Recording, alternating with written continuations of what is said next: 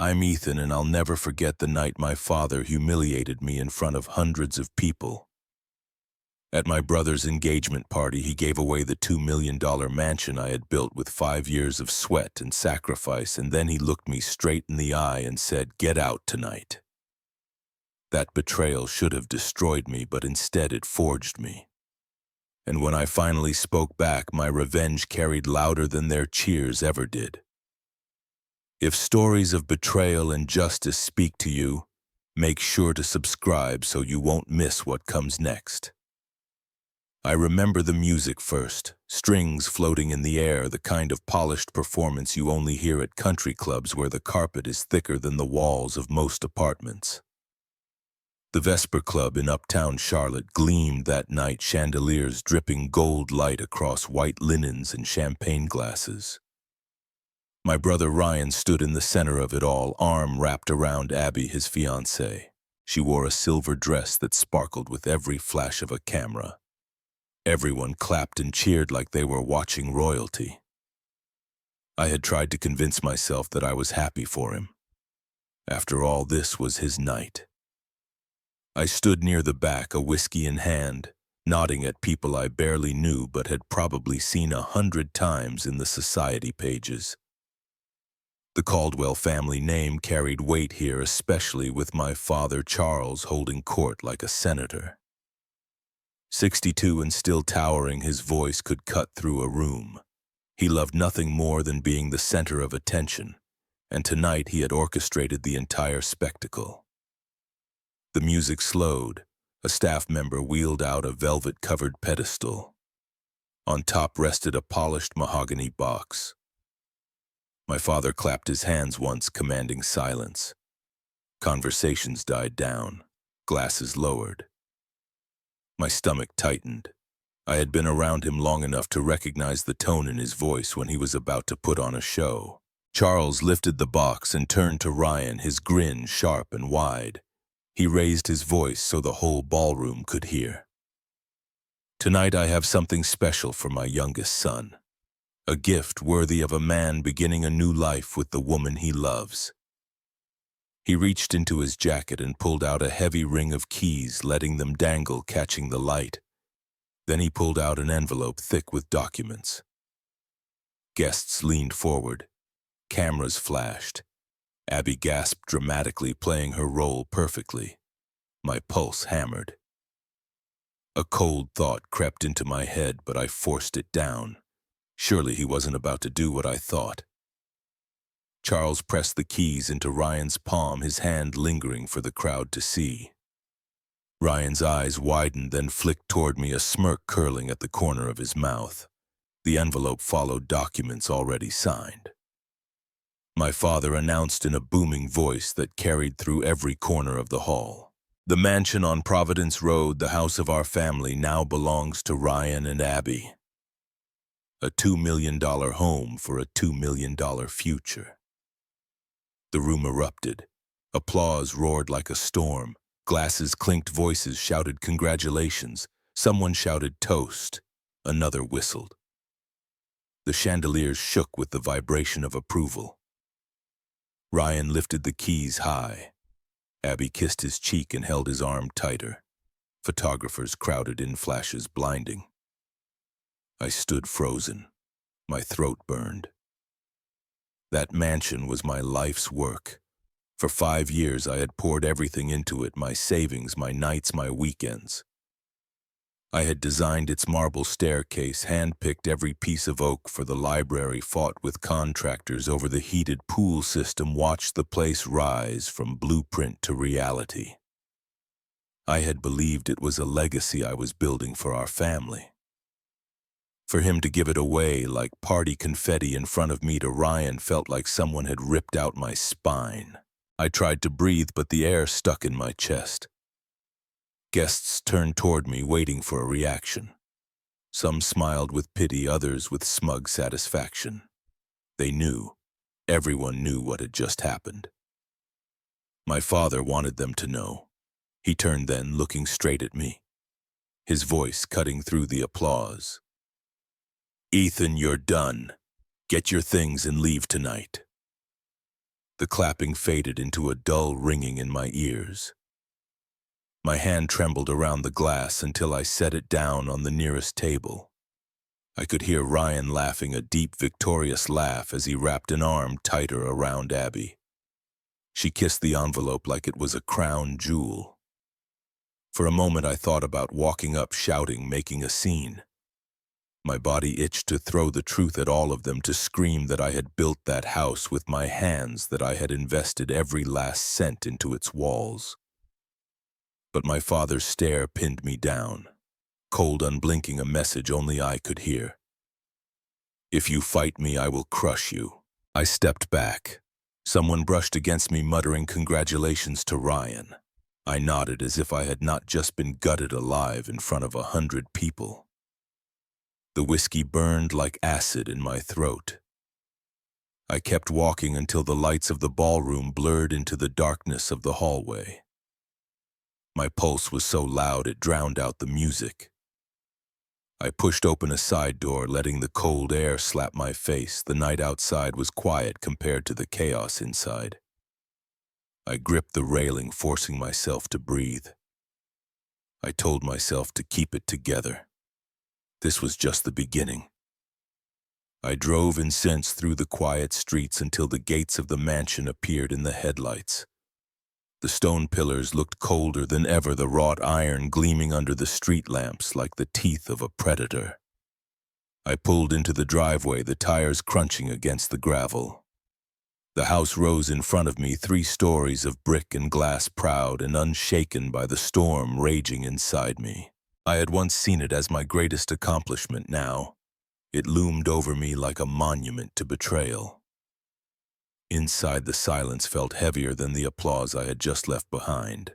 I closed the door and leaned against it, the echo carrying through the marble hall.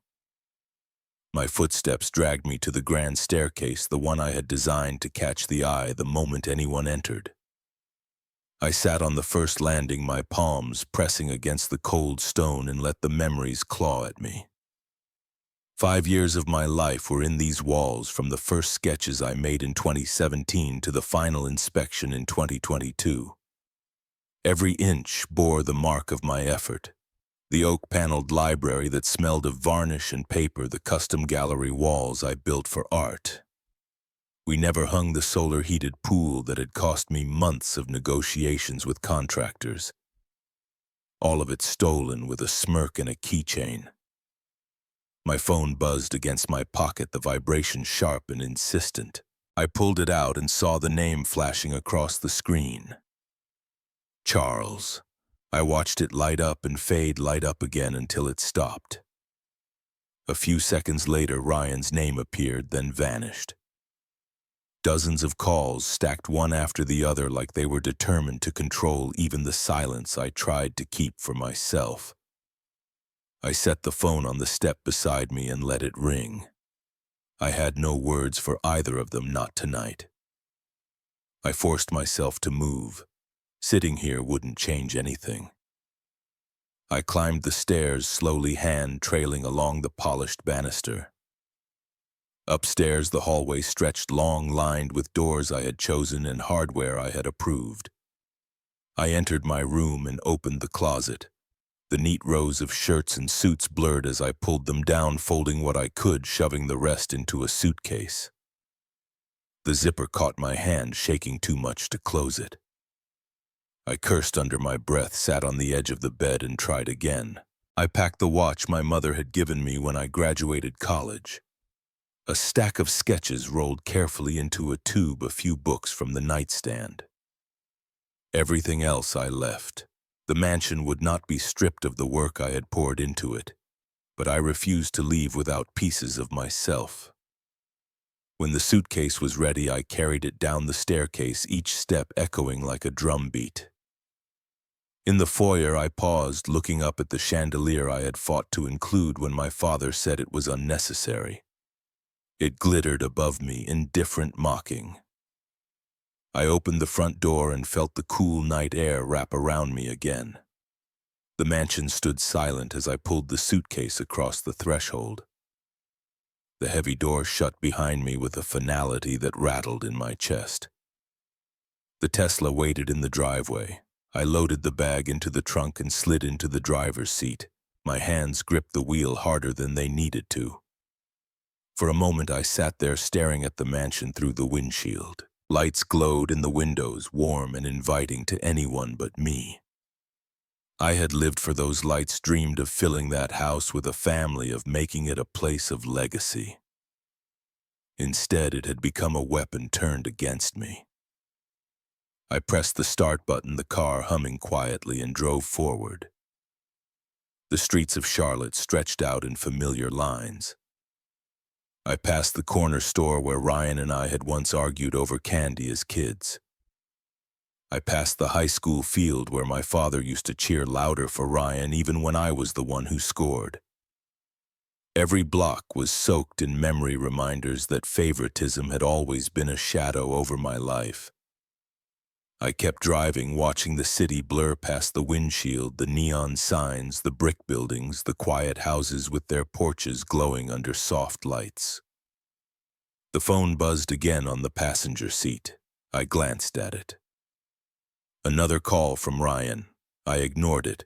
His messages piled up, unread, little red numbers growing larger.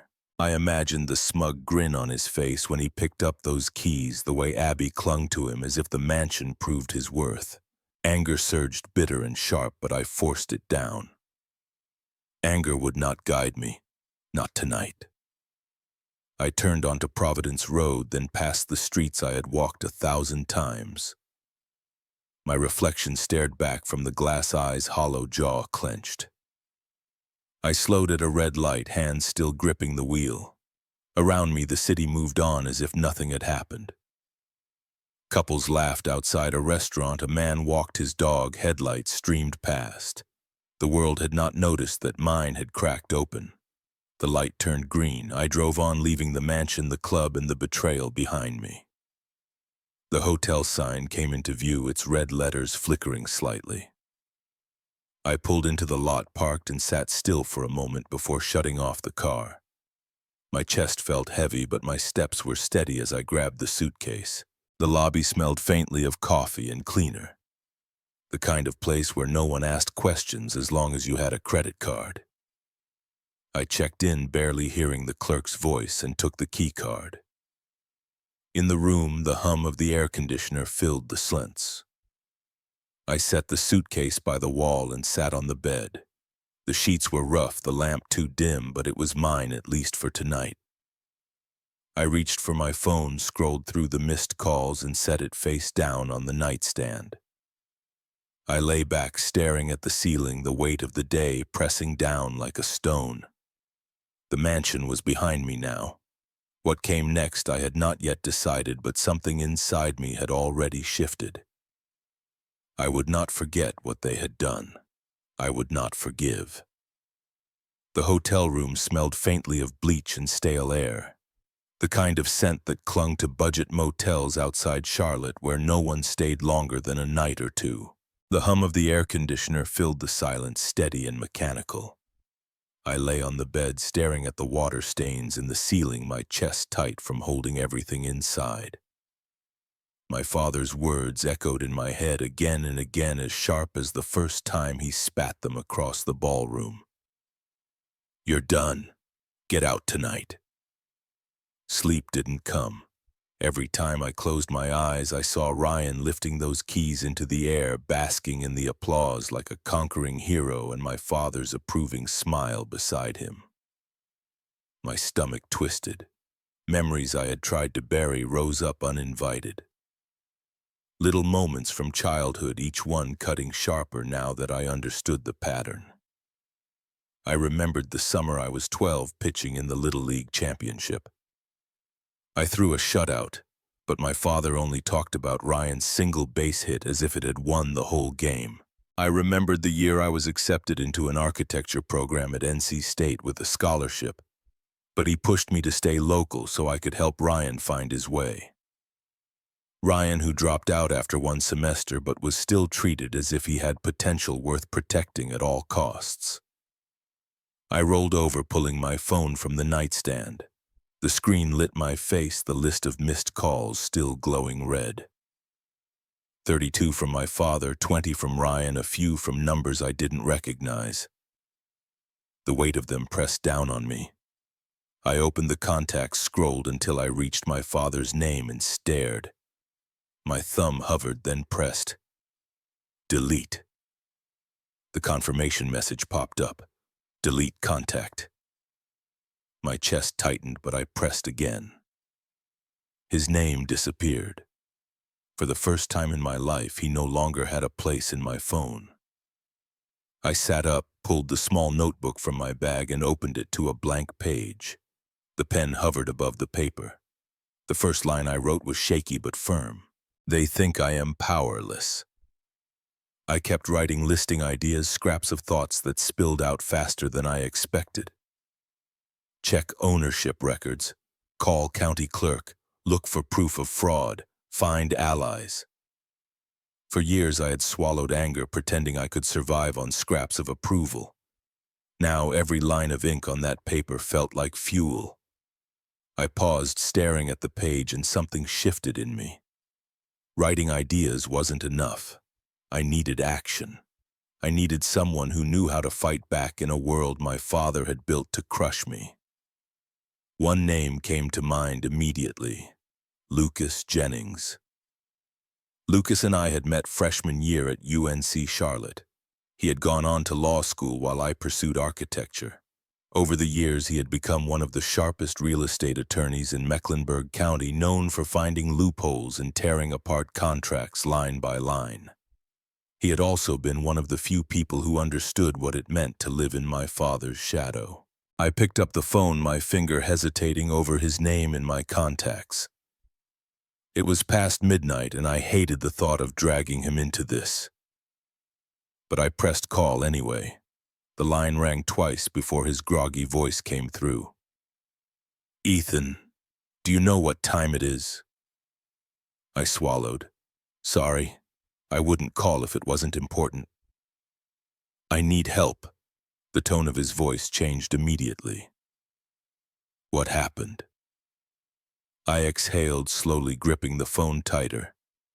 At Ryan's engagement party tonight, my father gave him the mansion. In front of everyone, just handed him the keys like it was nothing. Then he told me to get out. There was silence on the line, then a low curse. That house is in your name. You poured years into that place, not anymore. Apparently he already had the papers signed. I don't know how, but they went through Caldwell Realty Partners. Lucas's voice sharpened, all traces of sleep gone. Ethan, that's fraud if your signature isn't on those documents. Did you sign anything? No, not a damn thing. He muttered something under his breath, the sound of pages rustling faintly on his end. Listen, don't panic yet. I can start looking into the transfer first thing in the morning. If he pushed it through without your consent, there's a trail. I rubbed my forehead, the knot of tension pressing harder. He'll have covered it. He always does. Lucas's tone steadied. Maybe, but even your father can't erase legal records. You've been building that house for years. If he used it for leverage, I'll find it. For the first time all night, a small spark of relief flickered. I didn't have to face this alone. Thanks, Lucas. Really. Don't thank me yet. Get some rest if you can. Tomorrow we start digging. The call ended. I stared at the phone in my hand, the quiet of the room pressing back in. I closed the notebook, setting it on the nightstand with the pen still tucked inside. I leaned back against the headboard, my chest finally easing a little. The memories of favoritism, of being cast aside, still burned, but now they were tempered with something else. For the first time in my life, I was not simply reacting to my father's commands. I was choosing my own response. I reached over, switched off the lamp, and let the room fall into darkness. The night was long and sleep came only in fragments, but beneath it all ran a steady current. A decision had been made. Morning light bled through the cheap curtains, thin and gray, and I woke with the taste of metal in my mouth. My body ached as if I had been in a fight. I dressed quickly, buttoning my shirt with mechanical precision, then checked my phone. A message from Lucas waited, short and sharp. "Meet me at my office at 10. Bring your ID." I drove downtown, weaving through Charlotte's traffic, the Tesla gliding like a ghost among trucks and SUVs. My mind ran in circles. I had replayed last night 100 times, but the only thing that mattered now was evidence. If my father had gone this far, there had to be proof, and Lucas would know how to find it. Jennings and Associates sat in a brick building near Tryon Street, sandwiched between a coffee shop and an insurance firm. The lobby smelled of roasted beans drifting from next door. I climbed the narrow staircase and pushed open the glass door to his office. Lucas was already at his desk, sleeves rolled up, tie, loosened eyes glued to the computer screen. He looked up as I walked in. "Ethan, sit." I lowered into the chair across from him. Nerves coiled tight. He turned the monitor toward me. On the screen was a digital record from the Mecklenburg County Register of Deeds. My name stared back at me next to the words "transfer of ownership." Lucas tapped the file with a pen. "This was filed 2 weeks ago. The property at 31 on 10 Providence Road has been reassigned to Caldwell Realty Partners, LLC. And guess who the managing member of that LLC is?" "Ryan." Lucas nodded grimly. The ink wasn't even dry. I leaned forward, jaw tight. "My father orchestrated it. He used the company as a funnel." "That's not the only thing," Lucas said, flipping through another stack of papers. "Look at this." He handed me a scanned document, the familiar outline of my own signature scrawled at the bottom. But it wasn't mine. It was jagged, awkward, as if someone had traced my name after a single glance. My stomach turned. "That's not me. I know." He leaned back, eyes narrowing. "Which means someone forged it. If this was used to transfer ownership, that's fraud." I gripped the paper, heat crawling up my neck. The betrayal cut deeper with every line. Not only had they stolen the house, but they had used my own name as the blade. Lucas' continued, voice low but steady. "There's more." I reached out to a friend at Bank of the Carolinas. A loan was taken out last month, secured against the property. $850,000. The room tilted slightly. My chest tightened. "They borrowed against the mansion, yes." Erin Blake from the lending department flagged it. "She remembered your name, thought it was odd, so she gave me a call. That loan is tied to your signature, too." I pushed both hands through my hair, heart pounding. They dragged me into debt without me even knowing. Lucas's jaw set hard, "Which means your father and Ryan didn't just steal your house. They put you on the line for nearly $1 million in liability. If the payments default, technically it traces back to you." Rage flooded me, hot and raw. Every ounce of trust I had ever given my family felt like ash. I thought being humiliated in public was the worst of it, but this was more than humiliation. This was calculated destruction. I whispered almost to myself, "He wants to erase me." Lucas leaned forward, his voice firm. "Then we don't give him that power. We build a case. You have something stronger than emotions now. You have proof." The office door opened then, and a woman in a gray suit stepped inside. Erin Blake introduced herself, her eyes sharp behind wire-rimmed glasses. She carried a folder under her arm and placed it on the desk. "I thought you'd want these," she said, sliding the folder toward me. "Copies of the loan documents. I shouldn't be giving them out, but something about it didn't sit right." I opened the folder, scanning the pages. There it was again, my forged signature scrawled beside Ryan's neat one. The pit in my stomach deepened. "That's not me," I said, pointing to it. Erin nodded. "I didn't think so. The handwriting analysis will confirm it. But even without that, the inconsistencies are glaring. Different ink, mismatched timestamps." Lucas smiled grimly.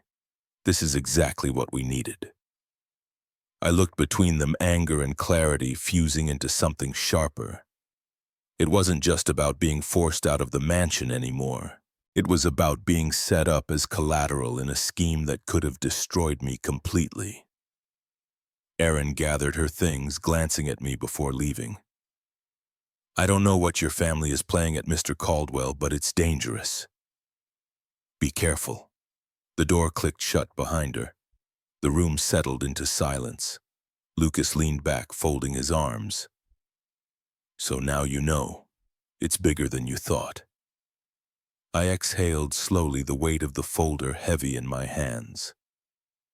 My father hadn't just betrayed me. He had crossed into criminal territory. I met Lucas's eyes, my voice low but steady. Then we go after him. Lucas's lips curled into the smallest hint of a smile. That's what I was hoping you'd say. I sat there, the papers spread before me, and for the first time since that night at the Vesper Club, I felt something other than despair. I felt the spark of a fight beginning to burn. The knock came on the hotel door just after noon. I had been sitting at the desk with my notebook open, scribbling fragments of thoughts and plans when it startled me.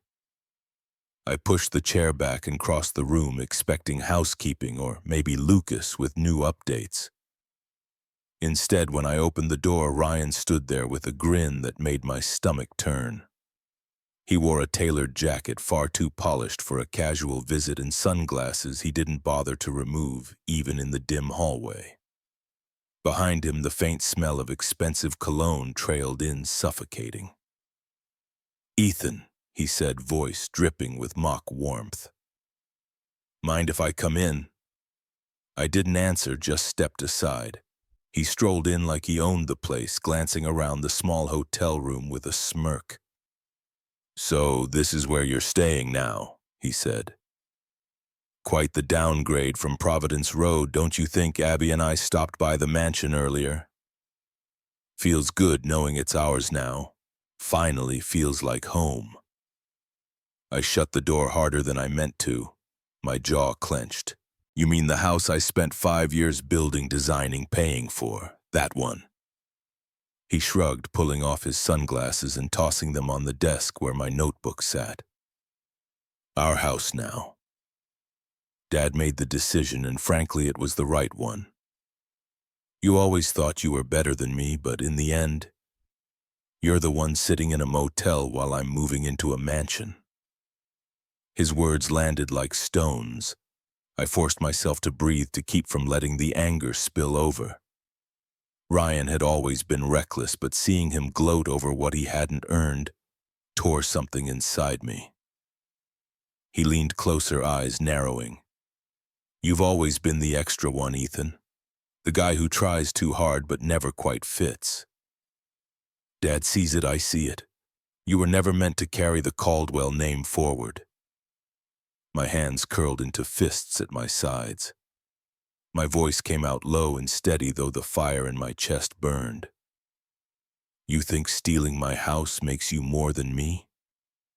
All it does is show who you've always been, a leech." He laughed sharp and cruel. "Say whatever you want. But Abby and I are already planning the renovations. We're going to host dinners, parties, build the life that should have been mine from the start. And you'll fade out like you should have years ago." For a moment, my vision blurred, rage and hurt colliding until all I could hear was the echo of his words. And then another memory broke through, one I had buried deep. 5 years ago, I had walked into his apartment late at night. He was slumped on the couch, surrounded by empty bottles and unopened bills. Credit card debt stacked high, late notices from banks threatening collection. He had begged me with tears in his eyes, said if Dad found out, he'd cut him off forever. He swore it was the last time that he would pay me back, that he just needed one chance. I had paid off $70,000 in debt for him. I had drained nearly everything I had saved, telling myself it was what family was for, and when I walked out that night, I had believed maybe it would change him. Looking at him now smirking in my hotel room, I realized all it had done was feed the arrogance standing in front of me. I stepped closer, meeting his eyes without flinching. You remember 2018? When you were drowning in debt and too scared to tell Dad who paid that off for you. His grin faltered just slightly. I did. $70,000, every cent from my savings. I saved you, Ryan, and now you stand here telling me I'm the one who doesn't belong. He swallowed, his expression tightening, but he quickly covered it with a scoff. That was your choice. Nobody asked you to do it. I laughed bitterly. Of course, nobody asked, and you never said thank you either. That's who you are. Always taking, never giving. His smirk returned, but there was a flicker of discomfort in his eyes. Doesn't matter. That was then, this is now. Dad trusts me, not you. And that's all that counts. He turned toward the door, picking up his sunglasses from the desk. Enjoy your stay here, Ethan. I'll make sure to send you an invitation to our first party at the mansion. The door clicked shut behind him, leaving the room colder than before. I stood there, fists trembling, every nerve in my body alive with fury. I walked back to the desk, staring at the notebook where my plans were scrawled in jagged lines. His words replayed in my head, each one adding fuel, extra, motel, doesn't belong. But then the memory of that night in 20 returned again, sharp and clear, the tears in his eyes, the desperation, the debt I had erased, and now, after everything, he had chosen betrayal over gratitude. I sat down, pen in hand, and wrote with a steady hand. He owes me everything, and now he will lose it all. For the first time, the anger in my chest didn't feel like it was breaking me. It felt like direction. I called Lucas the next morning and told him I needed to see someone who had known my father long enough to understand his darker dealings. He didn't hesitate before suggesting Mike Turner, an old associate of Charles who had left Caldwell Realty years ago after a bitter falling out. I remembered Mike as a man with a sharp mind and a sharper tongue, the kind who never forgave a slight. If anyone kept records, it would be him. Mike lived just outside Huntersville in a weathered farmhouse that stood in stark contrast to the polished glass offices of my father's empire. When I pulled into the gravel driveway, I spotted him sitting on the porch, a heavy-set man in his 60s with a ball cap pulled low and a cigarette smoldering between his fingers. He didn't smile when he saw me. "Ethan Caldwell," he said flatly as I climbed the steps. "You've got your father's eyes. Not sure if that's a blessing or a curse." I forced a thin smile. "Depends on the day." He studied me for a moment, then waved toward a chair. "Sit, let's hear it." I sat, leaning forward. "You worked with my father for years. You know how he operates. He and Ryan just forged my name, transferred my mansion to the company, then borrowed nearly $1 million against it. I need proof, something that ties his past tricks to what he's done now." Mike let out a long breath, exhaling smoke into the air. "Figures. He's been pulling stunts like that since the 90s. Thought he was untouchable because people were too scared to cross him." He stood and disappeared inside, returning a few minutes later with a cardboard box. The edges were frayed, the top covered in dust. He dropped it on the table between us. Inside were binders, old contracts, photocopies of deeds. "I kept copies," Mike said, almost with pride. "Charles always thought he could bury people under paperwork. I buried him back by keeping my own." I dug through the files, scanning line after line. Buried among the faded contracts was a familiar name. Caldwell Realty Partners, LLC. Documents going back 15 years filled with questionable transfers, properties moving between family members without clear payment trails. Mike tapped one of the pages with his thick finger. "He's been using shell transfers for decades. If you can prove a pattern, you don't just have a civil case. You've got potential for criminal charges." The words hit me like a jolt of adrenaline. For the first time, I wasn't just chasing shadows. I had a trail. I thanked him, loaded the box into my car, and drove straight back to Charlotte. Lucas was waiting at the county records office. His tie tightened today, his briefcase already open on the desk in the back room where we had been granted access. I set the box down with a heavy thud. Mike Turner kept receipts. Lucas's eyes widened as he flipped through the first binder. This is gold. If even half of this checks out, it proves intent. Judges love intent. We spent hours combing through the records, the fluorescent lights buzzing overhead. Page after page, the picture sharpened. Transfers made under questionable terms, signatures that didn't match LLCs that seemed to exist for no reason other than funneling assets. Just as I thought we had reached the end, a man in a blue vest walked into the room carrying a stack of files. His name tag read Wendell Cooper. He set the files down, glancing at me. "You're Ethan Caldwell, right?" I nodded cautiously. He lowered his voice. "I've seen some of the records tied to your father. Sloppy stuff, but nobody ever pushed it. There's one contract you need to see." He disappeared into the back room and returned with a thick folder. Sliding it across the table, he tapped the top page. "This was filed in 20 when Caldwell Realty brought you on as a minority partner." My stomach tightened as I opened it. I remembered that meeting sitting in the glass conference room while my father explained it was just paperwork to formalize my role. At the time, I had been flattered naive enough to think it meant I mattered. Lucas skimmed the page, his brow furrowing, then his eyes snapped wide. "Ethan, look here." I leaned over. Buried in the dense legal jargon was a clause, small but powerful. In the event of fraudulent transfer or misrepresentation of signature, any assets contributed by the minority partner remain under that partner's protected interest until verified in court. It took a moment to register. Then the realization hit like lightning. Lucas grinned for the first time in days. "They tried to steal your house, but in doing so they triggered this clause. Legally, the mansion still falls under your protected interest. If we go to court, that clause will crush them." I stared at the page, my pulse hammering. My father's arrogance had blinded him. In his rush to control everything, he had signed a document that gave me the very weapon to fight back. Wendell leaned closer, lowering his voice further. "I probably shouldn't be showing you this, but I've watched your father bully too many people. If you fight, make it count." I thanked him, the folder heavy in my hands.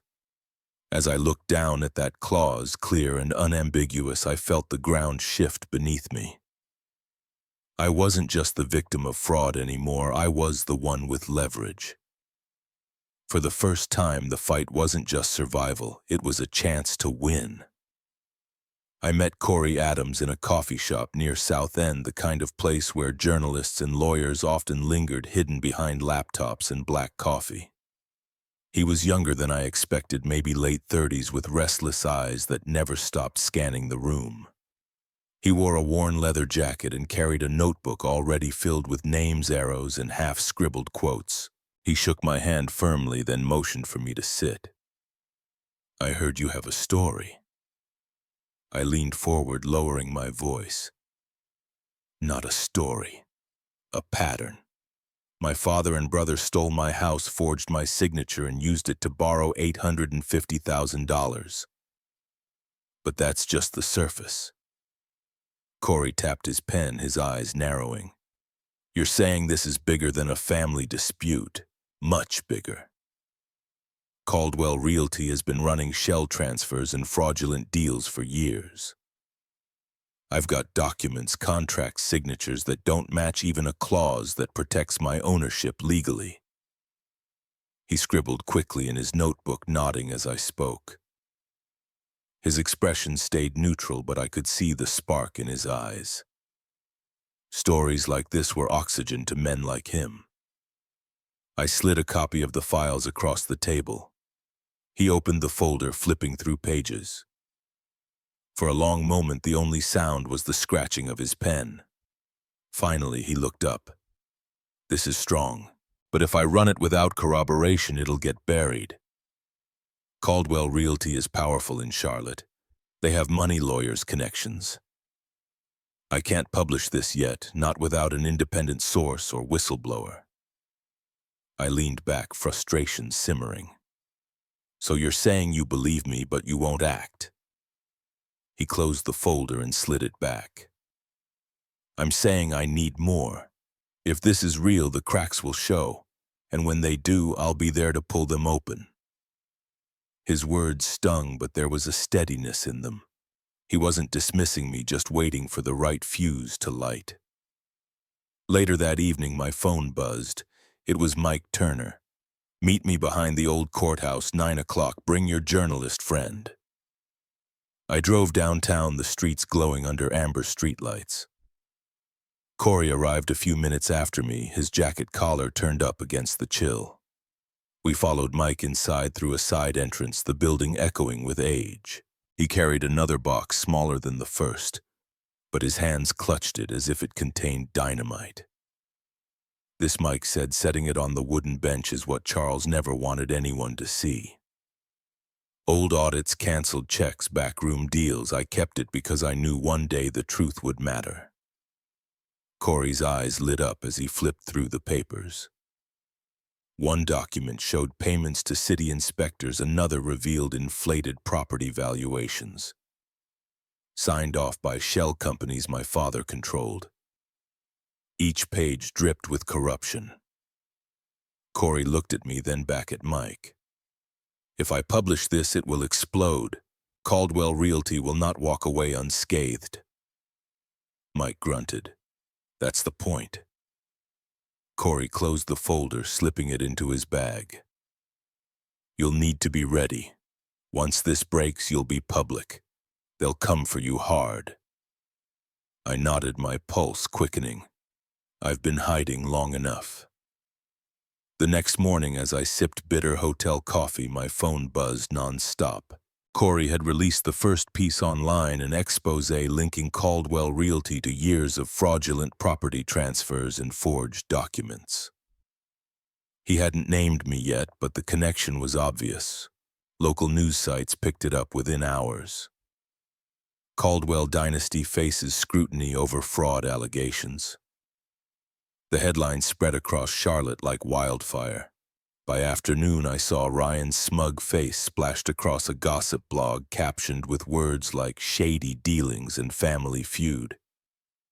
My father's name appeared in bold letters tied to corruption and manipulation. For the first time, the power he had always wielded with such confidence began to crack. The empire he built on silence and fear was bleeding into the public eye. As I scrolled through the articles, comments poured in beneath them. People speculated, some defended, but most attacked. Strangers who had likely felt his reach in other ways, suddenly emboldened by the story calling out the Caldwell name. I set my phone down, heart racing. For years, my father controlled the narrative. Now, for the first time, someone else was telling the story. And it was only the beginning. The pressure mounted as headlines multiplied, and I knew the storm was far from over. Corey's article had cracked the foundation, but to bring it all down, I needed more than public outrage. I needed the law on my side. Lucas set up a meeting with two attorneys whose names carried weight across North Carolina, Lisa Maynard and Patrick Reyes. We met in a sleek office downtown, the kind of place with glass walls and polished wood floors that radiated confidence. Lisa was sharp and direct, her words precise like scalpels.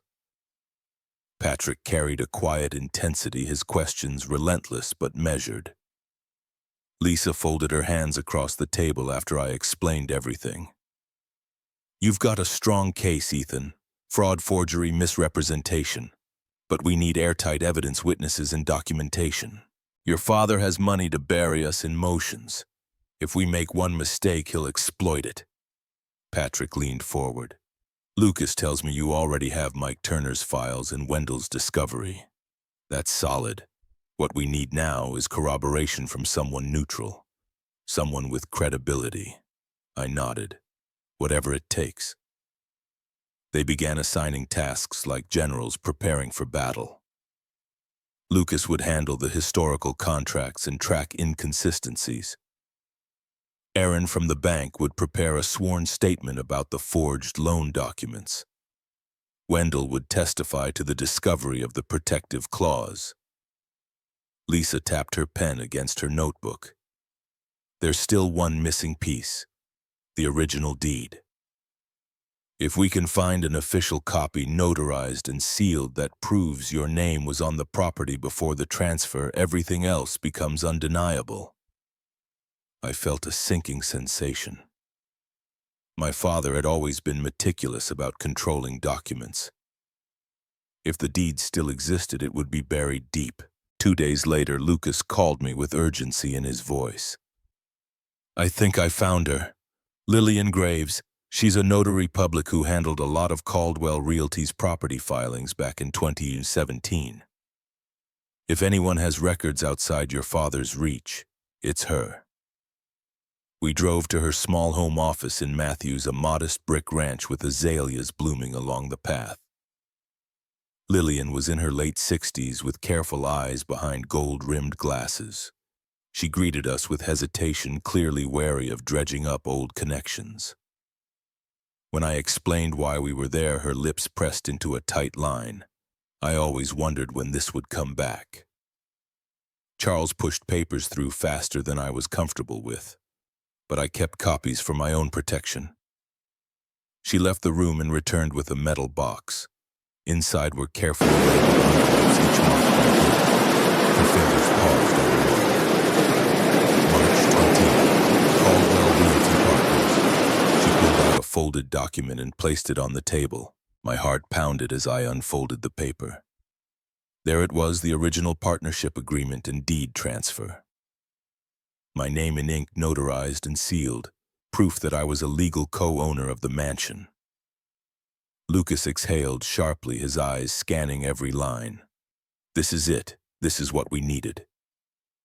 Lillian nodded slowly. I never trusted your father.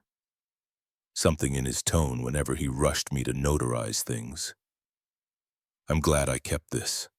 I felt an overwhelming mix of relief and vindication. Years of being dismissed, overshadowed, erased, and here in my hands was a document that said I mattered, that I had been more than the expendable son. Back at Lisa's office, the team gathered around the conference table.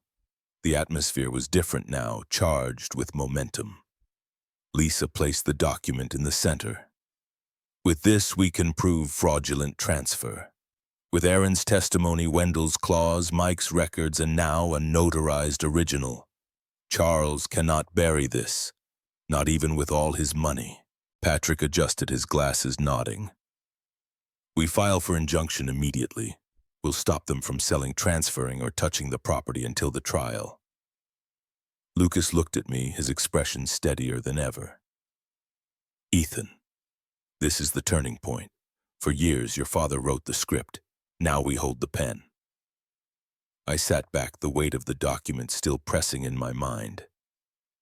The mansion wasn't just a house anymore. It was leverage proof and the key to unraveling everything Charles had built. The walls that had felt like they were closing in now seemed to shift. For the first time since that night at the engagement party, I didn't just feel like I was surviving. I felt like I was preparing to strike. The courthouse in uptown Charlotte loomed over me as I walked up the steps, the stone columns casting long shadows across the square. Reporters were already gathered near the entrance, cameras flashing as they shouted questions. I ignored them and pushed through the heavy wooden doors, my heart thudding against my ribs. Inside, the air was heavy with tension.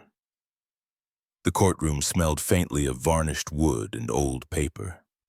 On one side sat my father and Ryan, both dressed immaculately in dark suits, their expressions carved into masks of confidence.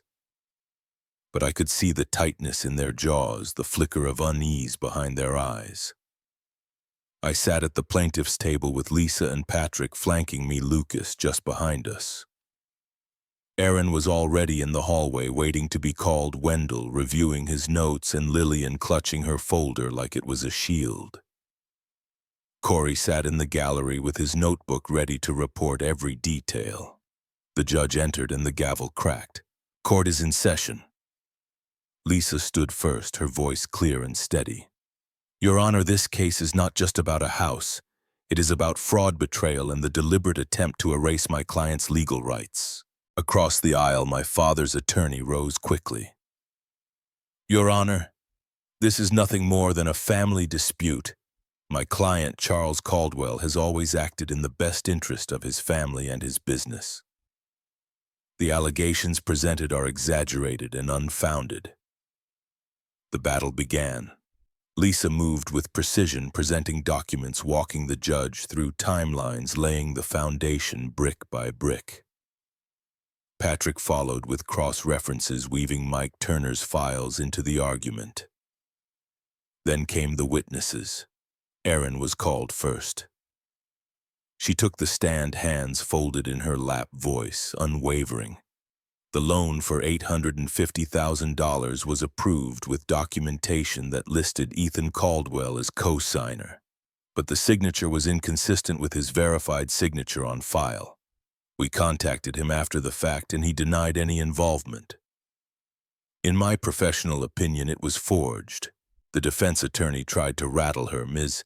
Blake, could it not have been a simple clerical error? She met his gaze steadily. A clerical error does not reproduce a signature that does not match. This was deliberate. Next came Wendell, carrying the contract like a sacred text. He pointed out the clause, reading aloud, the section that preserved my ownership in the event of fraud. The judge leaned forward, eyes narrowing. When Lillian took the stand, the room seemed to shift. She opened her folder, hands trembling slightly, but her voice strong. I notarized this document in March 20. Ethan Caldwell was present. His father rushed the process, but I kept a copy for my records.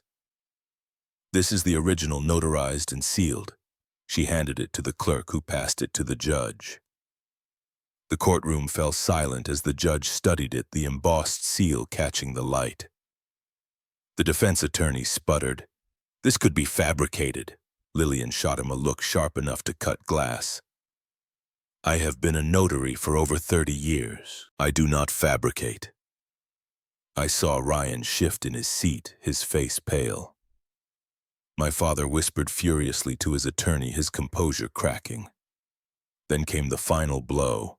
Corey was not a witness, but Lisa requested the court take judicial notice of the published articles. The judge allowed it. The headlines read aloud into the record. Caldwell Realty faces fraud allegations. Public pressure filled the room like a tide. The defense made their final push, trying to paint me as bitter, vindictive, ungrateful. But every time they spoke, Lisa dismantled their words with documents, with witnesses, with truth. At last, the judge raised a hand. I have heard enough. The silence was suffocating as the gavel struck once more. The court finds that the mansion in question remains under the protected ownership interest of Ethan Caldwell. The attempted transfer was fraudulent and is hereby void. Furthermore, due to evidence presented of repeated fraudulent activity, this matter is referred to the district attorney's office for investigation into Charles Caldwell and Ryan Caldwell. I let out a breath I hadn't realized I was holding. The words echoed in my chest like thunder. The mansion was mine again. My father's face was stone, but his eyes burned with something I had never seen before, fear. Ryan sat, frozen, lips parted, as though he still couldn't believe the empire had crumbled around him. Reporters surged as the gavel fell a final time. The trial was over, but the war was far from finished. For the first time, however, it was clear who held the upper hand. News spread faster than I imagined. Within days of the verdict, my father's name was everywhere. Headlines shouted his downfall. Charles Caldwell suspended amid fraud investigation. The man who once commanded every room he entered was now shunned, his phone calls unanswered, his license revoked by the state real estate board pending a full inquiry. I watched from a distance as his empire collapsed piece by piece. Properties once associated with his prestige sat unsold. Business partners quietly withdrew. He walked through Charlotte like a shadow of himself, the same man who once dictated my life now shrinking under whispers and sidelong glances. Ryan fared no better. Investigators began pulling apart his finances, and what surfaced was worse than I expected. Loans hidden under shell companies, personal expenses charged to business accounts, money funneled into reckless investments that had long since bled dry. When the subpoenas arrived, he panicked. Abby, who had once clung to him at every event with a practiced smile, packed her bags and left within a week. She had no intention of going down with him. One evening I saw Ryan outside a cafe, hunched over his phone. He looked thinner, the swagger gone, his eyes hollow. For years he had been the golden child, untouchable, buoyed by my father's constant support. Now, without that shield, he looked like a boy who had wandered too far from home. He saw me across the street, his jaw tightening, but he said nothing. We both knew words could not salvage what was already broken. My mother tried. Margaret called me one afternoon, her voice trembling. "Ethan, can we meet, please?" I agreed, though part of me knew how it would end. We sat together in her living room, the house quiet except for the ticking of the old clock. She reached for my hand, her eyes glistening. I never wanted this. I thought staying silent would keep us safe. I thought if I didn't make waves, the family would hold together. I pulled my hand back gently. You saw him force me to give up my scholarship for Ryan. You saw him undermine me at every step, and you said nothing. Tears slipped down her cheeks. I thought I was protecting you. I thought it was better to let things be. Her words pierced me more than I wanted to admit. She had chosen silence, and that silence had grown into a wall between us.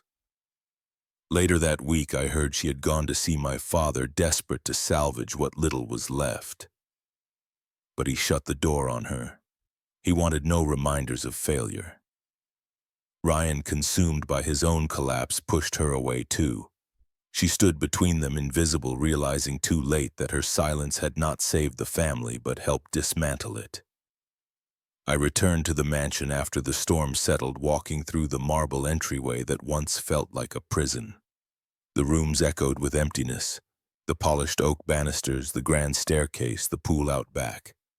All of it still belonged to me, yet it felt different now. The house was heavy with the weight of betrayal, each corner a reminder of what I had lost and what I had fought to reclaim. I walked through the library where I had chosen each shelf, remembering nights I had worked to restore it while Ryan was out spending. I stepped into the kitchen with its granite counters where plans for family dinners had never materialized. I paused by the pool, staring at the water rippling under the wind. The reflection fractured like the family that once gathered here. Victory had its taste, but it was bitter. I had won back the mansion, but it did not erase the years of favoritism, the stolen chances, the way my father had humiliated me in front of strangers. The court had given me justice, but no verdict could repair the fractures that ran through our bloodline. Standing in the empty living room, I realized I was left with a choice. I could cling to the anger, let it rot inside me, or I could decide what came next.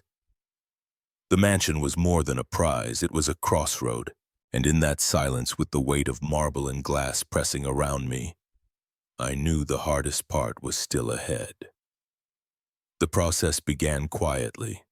I met with Lisa and Patrick in her office downtown, the skyline of Charlotte gleaming through the window. They hesitated when I told them I wanted to sell. Ethan, Lisa said softly, "This house is worth more than money. It is your justice." Justice isn't walls, I replied. Justice is what I do with the chance I was given. Within weeks, the listing went live. Realtors paraded wealthy couples and investors through the mansion, each marveling at the marble floors and vaulted ceilings. None of them asked about its history. To them, it was only potential profit, a luxury asset. To me, it was a cage I was ready to step out of. When the final offer came in, I signed without hesitation. $2 million wired into my account. I stared at the screen as the numbers appeared, not with greed, but with a strange calm. The house that had nearly destroyed me was gone. In its place was possibility. With Lucas by my side, I began drafting plans for something bigger. We called it the Caldwell Justice Fund, though I debated stripping my family name from it altogether. In the end, I chose to keep it to reclaim what had been corrupted. The mission was simple: provide legal and financial support for people cheated out of homes, inheritances, or businesses by those they trusted most. I wanted no one else to endure what I had endured. The first board meeting took place in a modest co-working space. Lucas leaned against the table, grinning. "You know, Ethan," he said, "your father gave you the very tool to fight him. That mansion is going to undo everything he stood for." That thought carried me through the next months as applications poured in. A widow who had lost her farm because her son tricked her into signing it away. A young woman whose uncle had siphoned off her inheritance. Their voices shook when they told me their stories. They were my story retold in different shapes, and I knew I had made the right choice. Meanwhile, Charlotte whispered about my family. My father rarely left his house. Without his license, his reputation, and his network, he was a king without a crown. Ryan struggled to keep up appearances, but the investigation stripped him bare. Abby vanished completely, her social media gone, her ring sold. My mother stayed quiet as always, torn between the ruins of a family she could not mend. I visited the mansion one last time before handing over the keys. I stood in the library, running my hand along the shelves I had built, the smell of oak and paper rising in the air. I whispered a goodbye not just to the house, but to the boy who once believed approval was earned by silence. Then I left Charlotte. I drove west, each mile of highway unwinding the knots in my chest. By the time Denver's skyline appeared framed by the Rockies, I felt lighter. I rented a loft downtown, small compared to the mansion, but filled with light and freedom. From my balcony, I watched the sun set behind the mountains, steady and timeless. And I realized I had begun again. The fund grew. We partnered with legal clinics, community centers, and small firms eager to make a difference. I spent long nights reviewing cases, sitting across from strangers who cried when they realized someone believed them. Each success healed a piece of me, stitching together what my father had torn. Months later, a reporter asked if I thought my father would ever forgive me. I laughed softly. "He gave me a mansion to break me," I told her. "Instead, he gave me the one thing I needed most: leverage." That leverage spoke louder than I could have imagined. Articles praised the fund. Families wrote letters thanking us for saving them. The mansion had become a weapon not of destruction, but of justice. One evening, standing on my balcony with the city lights below, I thought of that night at Ryan's engagement party. My father holding up the keys, the room applauding my chest, hollowing out as he told me to leave. That memory no longer haunted me. It defined the turning point. The night I was cast out was the night I was freed to fight back. So I ask you now, if your own family betrayed you, would you forgive or would you fight back?